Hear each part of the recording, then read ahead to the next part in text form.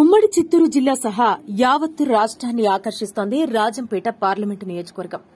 కాంగ్రెస్ లో ఉన్నప్పటి నుంచి బద్ద శత్రువుల్లా వ్యవహరిస్తూ వస్తున్నారు మాజీ సీఎం కిరణ్ కుమార్ రెడ్డి, మంత్రి పెద్దిరెడ్డి రామచంద్రారెడ్డిలు. 10 ఏళ్ల తర్వాత ఆ పాత ప్రత్యర్థుల మధ్య ప్రత్యక్ష పోరాటం మొదలైంది. పెద్దిరెడ్డి కొడుకు ఎంపీ మిథున్ రెడ్డి పోటీ చేస్తున్న రాజంపేట నుంచి పట్టుబట్టి మరీ బరిలోకి దిగారు కిరణ్. ఆ క్రమంలో వారి మాటల తూటాలతో సెగ్మెంట్లో యుద్ద వాతావరణం కనిపిస్తోంది. ఉమ్మడి ఆంధ్రప్రదేశ్ చిట్ట చివరి ముఖ్యమంత్రిగా ఉన్న మాజీ సీఎం కిరణ్ కుమార్ రెడ్డి 2014 ఎన్నికల తర్వాత ప్రత్యక్ష రాజకీయాలకు దూరమయ్యారు. ఇదే సమయంలో పెద్దిరెడ్డి రామచంద్రారెడ్డి తన కుమారుడు మిథున్ రెడ్డిని రాజంపేట ఎంపీగా చేయడంతో పాటు వైసీపీలో నెంబర్ 2గా ఎదిగారు. కిరణ్ దశాబ్దం పాటు ప్రత్యేక రాజకీయాలకు దూరమైనప్పుడు నల్లారి వర్గానికి పెద్ద దిక్కుగా నిలిచారు ఆయన తమ్ముడు కిషోర్ రెడ్డి. 2019లో టీడీపీ నుంచి పీలేరులో పోటీ చేసి స్వల్ప తేడాతో ఓటమి పాలయ్యారు.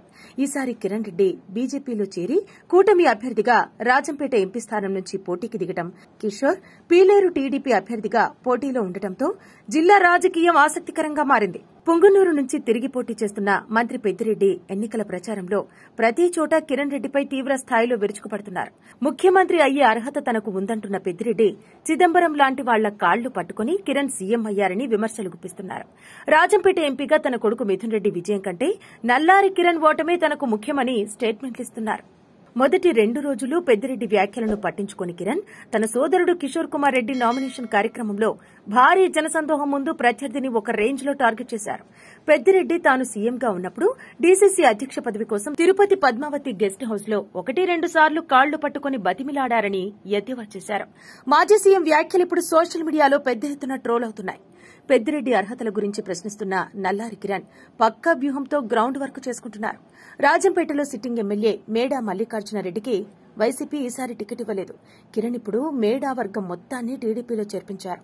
దాంతో పాటు రైల్వే కోడూరులో ఉన్న టీడీపీ గ్రూపులను కలిసికట్టుగా పనిచేసేలా చక్రం తిప్పారు.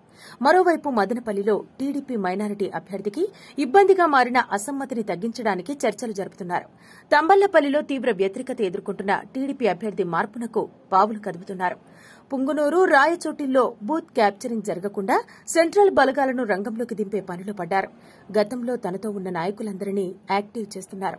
పెద్దిరెడ్డి సైతం కిరణ్ రెడ్డి ఎత్తులకు పై ఎత్తులు వేస్తున్నారు. పుంగనూరులో తనకు ఓట్లు తగ్గినా పర్వాలేదని, తన కుమారుడి మెజారిటీ ఏమాత్రం తగ్గకూడదని కేడర్ను అలర్ట్ చేస్తున్నారు. అందుకు తగ్గట్టుగా రాజంపేట పార్లమెంటులోని ప్రతి నియోజకవర్గంలోని ముఖ్యులతో నిరంతరం టచ్లో ఉంటున్నారు. మొత్తానికి పెద్దిరెడ్డి తండ్రి కొడుకులు నల్లారి ఎఫెక్టుతో రాజంపేట లోక్సభ సెగ్మెంట్కే పరిమితమివ్వాల్సి వస్తోంది ఇప్పుడు.